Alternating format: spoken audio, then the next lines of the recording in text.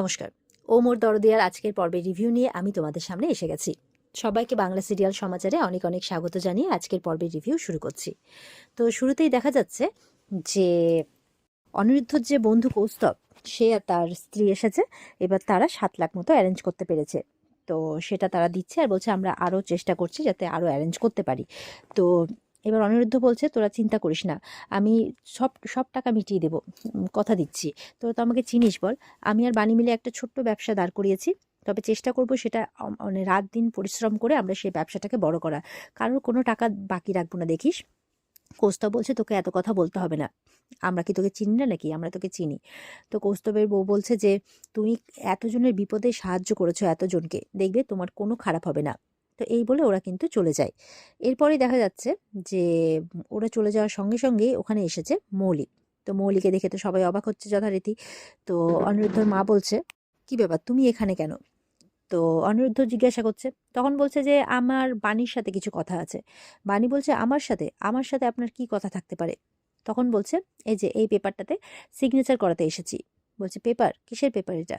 বলছে যে অনিরুদ্ধকে তুমি আমায় দেবে, আর পরিবর্তে তোমার যা টাকা লাগে তোমাকে আমি দেব। তোমার মেয়ের ট্রিটমেন্ট করাও, ভালো করে ট্রিটমেন্ট করাও। তোমার মেয়ের তো তোমার প্রাণ, তেমনি আমার সব কিছু কিন্তু অনিরুদ্ধ। তাই এই ডিলটা কিন্তু তোমার জন্য ভালোই হবে। তো অনিরুদ্ধ তো প্রচণ্ড রেগে যায়, তোমার এত বড় সাহস, তুমি এসব কি করছো? আর অনিরুদ্ধর মা বলছে নিজের সমস্ত সীমা না তুমি পার করে যেও না। বলছে আমি আমার সীমাতেই আছি আন্টি, আমি এতে আমার বাণীর দুজনেরই ভালো হবে, তাই বলছে। তো বাণী বলছে পেপারটা দিন। তো এটা দেখে কিন্তু সবাই ওখানে অবাক হচ্ছে, কি আবার বাণী পেপার চাইছে কেন? বাণীর মামনি বলছে যে তোর কি মানে বিপদে পড়ে বুদ্ধিভ্রষ্ট হয়েছে? অনিরুদ্ধ বলছে এটা আপনি কি করছেন? অনিরুদ্ধ মনে মনে ভাবছে বাণী তো তার উপরে রেগে আছে, তাই জন্য হয়তো এরকমটা করছে। বলছে বাণী, মাথা গরম করে কোনো সিদ্ধান্ত নেবেন না প্লিজ। বাণী বলছে পেপারটা দিন। তো পেপারটা দিয়েছে মৌলি। মৌলি ভাবছে যাক, মনে হয় মেয়ের জন্য এবার রাজি হয়ে যাবে, এবার তার অনিরুদ্ধকে পাওয়া হয়ে যাবে। তো পেপারটা হাতে নিয়েছে। এবার মৌলিকে বলছে যে আমাকে একটু 1 গ্লাস জল খাওয়াবেন? বলে বাবা, ঠিক আছে, হোয়াট এভার। এই বলে জল আনতে গেছে। এবার জলটা নিয়ে আসে। তখন বানি কি করে, নিঃশব্দ, সাইলেন্ট, কোনো কথা বলে না। ও পেপারটাকে একদম কুটি কুটি করে মৌলির সামনে ছিঁড়ে ফেলে। যেটা দেখে কিন্তু অনিরুদ্ধর মা, বানির মামুনি সবাই খুব খুশি হয়। তো একদম কুটি কুটি করে ছিঁড়ে সেই গ্লাসের জলে সেটাকে ডুবিয়ে দেয়। তারপর সেই গ্লাসের জলটা নিয়ে ভালো করে ঘোরাচ্ছে গ্লাসটাকে। তো এবার বলছে যে আপনার জন্য একটা স্পেশাল শরবত বানালাম, নিন খেয়ে নিন, দেখুন তো কেমন হয়েছে। তো মৌলি তো প্রচণ্ড রেগে যাচ্ছে যে তোমার এত বড় সাহস, তুমি এটা কি করলে? তো বানি তখন মৌলির দিকে এগিয়ে যাচ্ছে। এগিয়ে বলছে আপনাকে আগেই বলেছি না যে সিঁদুর বিক্রি নেই? এই বলে তার সামনে একবারে জোরে করে মানে নমস্কার করে একবারে যান এখান থেকে, বেরোন এখান থেকে। অনিরুদ্ধর মা বলছে যাও এখান থেকে, তোমরা অনেক উপকার করেছো, আর তোমার উপকারে আমাদের প্রয়োজন নেই, বেরো এখান থেকে। মৌলি তো তখন রেগে ফেগে চলে যায়, কিছু করার নেই তার। এবার বাণীর মামনি অনিরুদ্ধর মাকে বলছে চলুন, পাশে একটা মন্দির আছে, আমরা একটু মানে প্রণাম করে আসি। তো এই বলে দুজনেই কিন্তু চলে যায়। আর বাণীকে তখন অনিরুদ্ধ বলছে যে আমি তো ভাবছিলাম তুমি আমার উপরে রেগে মনে হয় এত বড় একটা ভুল সিদ্ধান্ত নিয়ে ফেলবে। তখন বাণী বলছে রেগে আমি আপনার উপরে এখনো আছি, কিন্তু সেটা তো আমাদের ব্যাপার, তাই না? আমাদের মধ্যেকার ব্যাপার, আমি তা বলে বাইরের মানুষের সামনে তো আমার স্বামীর অপমান করতে পারি না, তাই না? অনিরুদ্ধ তখন বাণীর দিকে তাকিয়ে আছে। তখন একজন নার্স এসে বাণীকে বলছে তাড়াতাড়ি কিডস রুমে চলুন, ওখানে আপনার মেয়েকে কিছুতেই সামলানো যাচ্ছে না, খুব কান্নাকাটি করছে। তো এটা শুনে তো চিন্তায় তখন বাণী অনিরুদ্ধ দুজনেই দৌড়ই, গিয়ে দেখছে মেয়ে খুব কান্নাকাটি করছে। মাকে দেখে মাকে জড়িয়ে ধরেছে, বলে মা এখান থেকে আমাকে নিয়ে চলো না, আমি বাড়ি যেতে চাই, আমার কিচ্ছু ভালো লাগছে না। আমার কি হয়েছে? তখন বাণী বলছে যে তোমার তো শরীরটা ভালো নেই, তাই একটু কষ্ট করে কটা দিন থেকে যাও, একবারে সুস্থ হয়ে যাবে, না হলে বারবার এখানে আসতে কি ভালো লাগে বলো? তাই করে বোঝাচ্ছে। অনিরুদ্ধ বোঝাচ্ছে যে প্রিন্সেস, চোখটা বন্ধ করো, তোমার জন্য কিন্তু একটা সারপ্রাইজ আছে।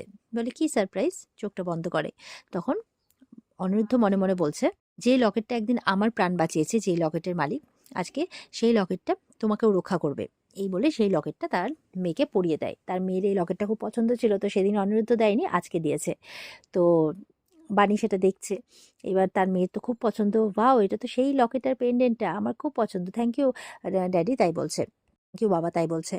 এবার বানি মনে মনে বলছে যে আমি ভেবেছিলাম যে আপনাকে সত্যিটা বলে দেব, যে এই লকেটের মালিককে যে আপনি খুঁজছেন, সেই লকেটের মালিক আর কেউ নয়, সে আমি। কিন্তু আপনি আমাকে যে মিথ্যে কথা বলেছেন আমার মেয়েকে নিয়ে, তারপরে আমার মনে হচ্ছে যে এখনও আমাদের মধ্যে কিছু গোপন রয়ে গেছে, গোপনীয়তা মানে এখনও আমাদের মধ্যে সেই জায়গাটা তৈরি হয়নি, সেই ব্যাপারটা রয়ে গেছে যে আমরা একে অপরের থেকে জিনিস লুকোচ্ছি। ঠিক আছে, সে কিছু সত্যি না হয় গোপনই থাক, সেটা না হয় কারোর সামনে নাই বা এলো, তবে উত্তরাধিকার সূত্রে সেই লকেট পেন্ডেন্টটা তো মেয়ের কাছেই পৌঁছলো, যে আসল উত্তরাধিকারী তার কাছেই পৌঁছলো, তাই বলছে, তো এটাই যথেষ্ট। অনিরুদ্ধ মনে মনে বলছে, তুমি আমাকে ভুল বুঝলে বানি, আমি যা করেছি তোমার আর মেয়ের ভালোর জন্যই করেছি। এরপরে সেখানে আর্যও আসে, আর্য এসেও মানে বাচ্চাটাকে ভোলানোর চেষ্টা করছে। ওদিকে দেখা যাচ্ছে অন্তরা তার মায়ের কাছে গেছে, তার মার কাছে গিয়ে মানে টাকার কথা বলছে।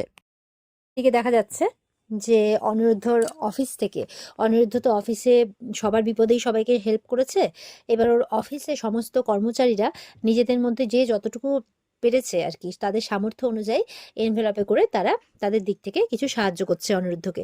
বলছে, স্যার আপনি তো আমাদের বিপদে অনেক সাহায্য করেছেন, এবার আমাদেরকেও সেই সুযোগটা করে দিন, দয়া করে না করবেন না। তো অনিরুদ্ধর খুব খারাপ লাগে, তখন তাদের কাছ থেকে তাদের টাকাটা নেয়, নিয়ে বলছে, আমি আপনাদের এই সম্মান মাথা পেতে নিলাম, তাই বলছে। তো সবাই খুশি হয়। আর ওদিকে মৌলি কিন্তু বান্টিকে পাঠিয়েছে ওদের উপর নজর রাখার জন্য, তো সে তার কাজ মানে সুষ্ঠুভাবে করে যাচ্ছে। এদিকে দেখা যাচ্ছে অন্তরা তার মাকে বলছে, তার মায়ের কাছে গেছে চুপ করে, মাকে টাকা দিতে বলছে। তার মা বলছে, না না, আমি তোর বাবাকে না বলে আমি টাকা পয়সা দিতে পারবো না। বলে, তুমি টাকাটা আমাকে দাও না মা। বলে, না রে। বলে, দেখো, তোমার জন্যই মানে আজকে তুমি তোমার মেয়েকে যে ভালো মতো দেখতে পাচ্ছ, তা কিন্তু দাদা বৌদির জন্যই, হ্যাঁ, সেটা কিন্তু তোমাকে মনে রাখতে হবে। আর বাবা যে এখানে তোমার সাথে এসে থাকছে ভালোভাবে, সেখানে সেটাও কিন্তু দাদা বৌদির জন্য, ওরা কিন্তু ওদের সমস্ত অধিকার ছেড়ে ছুড়ে বেরিয়ে গেছে, তাই জন্য এটা কিন্তু তোমাকে মনে রাখতে হবে। তোর মা বলছে, দেখ আগে যা হয়েছে হয়েছে, এখন আমি তোর বাবার বিরুদ্ধে যেতে পারবো না। তখন বলছে, ঠিক আছে তুমি দেবে না তো ঠিক আছে, এটাই মানে ওই একটা ছোট্ট শিশুর কথা তুমি ভাবলে না, তাই তো? এটাই যদি তোমার মেয়ের ক্ষেত্রে হতো, যদি তোমার মেয়ে বিনা চিকিৎসায় মারা যেত, তখন কেমন লাগতো তোমার? তখন তার মায়ের খারাপ লেগে যায়। আর অন্তরা কিন্তু এই কথাটা বলে বেরিয়ে যায়। এদিকে দেখা যাচ্ছে ঈশানীর মতো করে চেষ্টা করছে, সে কোম্পানিতে তার শেয়ারটা বিক্রি করে দিতে চাইছে। তো পিনাকি এসে বলছে, এটা তুমি কি করছো? বাবা জানলে তো রেগে যাবেন। বলে, রাখবেন তো রাখবেন, আমার উপরেই তো রাখবেন, বড়জোর হলে হয়তো আমার মুখ দেখবেন না, ঠিক আছে কোনো অসুবিধে নেই, কিন্তু আমি তো হাত পা চুপ করে বসে থাকতে পারবো না, না আমাকে তো চেষ্টা চালিয়ে যেতে হবে, তাই না? অতটুকু ছোট্ট শিশুর কথা তুমি ভাবছো না? তখন পিনাকি বলছে, তোমাকে কে ভাবছেন, কে বলেছে আমি ভাবছি না? আমি তোমার সাথ দিই না, তুমি যা বলো আমি তাই করি না, বলো তোমার সাথে সাথে আমি থাকি না? আর অতটুকু বাচ্চার কথা আমি ভাববো না? তুমি জানো আমি কি করছি না করছি। এই বলে দেখছে পিনাকি যখন ঈশানী বিশ্বাস করছে না, পিনাকি চলে যায়। তো এবার অফিস থেকে লোক আসে, সিদ্ধার্থবাবু বলে, সিদ্ধার্থবাবু এসছেন, আসুন, টাকার অ্যারেঞ্জমেন্ট হলো? বলছে, না, আসলে কোম্পানিতে না অতটা লিকুইড নেই, আর শেয়ারটাও এখন বিক্রি করা যাবে না। তো তখন তো ওর মা পরিষ্কার বুঝতে পারে ঈশানী যে এইসব মৌলির কাজ, মৌলি আহ, মানে শেয়ারটা বিক্রিও হতে দেবে না, আর কোনো টাকাও তার মায়ের হাতে তুলে দেবে না যাতে বাণীদের সাহায্য হয়, সে পরিষ্কার বুঝতে পারে। এবার সেখানে ওই মৌলির দাদু এলে বলছে যে তখন ওর বাবাকে বলে কথাগুলো যে, আমি তো আমার শেয়ারটাই বিক্রি করতে চেয়েছিলাম, কিন্তু কোম্পানিতে তো লিকুইড নেই। হ্যাঁ, আমি তো পরিষ্কার বুঝতে পারছি কেন কি নেই না নেই, আমার হাতে টাকাটা দেওয়া হবে না, তাই জন্য বেশ ঠিক আছে, আমি তাহলে এবার আমার মতো করে চেষ্টা করব। তখন ওর মানে পিনাকির বাবা বলছে, দেখো বোমা, আমরা তো শত্রু নই, তাই না? ওই বাণীর কথাতে তুমি এসো না, ওই বাণী মিথ্যে কথা বলছে, ওর কথাতে তুমি ফেসো না, এইভাবে বলছে। তো ঈশানী তো এমনি তো ওনার কথা মানে বিরক্তি বোধ করে, মানে পছন্দ হয় না উনি যেরকম কথাবার্তা বলছেন আর কি। তো ঈশানী চেষ্টা করছে নিজের মতো করে এবার। আর এদিকে দেখা যাচ্ছে যে বাণী গেছে তার কাকাবাবুর দোকানে, তো সেখানে একজন ভদ্রলোক এসছেন। তো তার অ্যাকচুয়ালি আজকে মানে তার নাতি বা মেয়ের কারো একজনের বাড়িতে অ্যানিভার্সারি হবে, বিবাহবার্ষিকীর প্রোগ্রাম, তো সন্ধেবেলা লোকজন খাওয়া দাওয়া, 150 জন লোকের নেমন্তন্ন। তো এবার যাকে অর্ডারটা দেওয়া হয়েছিল রান্নার, সে সকালবেলা ফোন করে বলছে পারবে না। তো এবার তিনি মানে মুশকিলে পড়ে গেছেন। তো এবার বাণীকে বলছে, তুমি যদি দায়িত্বটা নাও মা, তোমার যত টাকা লাগে আমি দেবো, তোমার যা লাগে আমি তাই দেবো, এরভাবে বলছে। তো বাণী এবার ভাবছে কি করবে। আর এখানেই কিন্তু আজকের পর্ব শেষ হয়ে যায়। তো এই ছিল আজকের পর্বের রিভিউ। ভালো লেগে থাকলে পর্বকে লাইক কমেন্ট করে জানাতে ভুলবে না, আর আমাদের সাথে জুড়তে চ্যানেলকে সাবস্ক্রাইব করতে ভুলবে না। দেখা হচ্ছে তোমাদের সাথে আগামীকালকে। সবাই খুব ভালো থাকবে। আজকের মতো পর্ব এই পর্যন্তই। বিস্তারিত দেখতে অবশ্যই স্টার জলসার পর্দায় চোখ রাখবে। টাটা।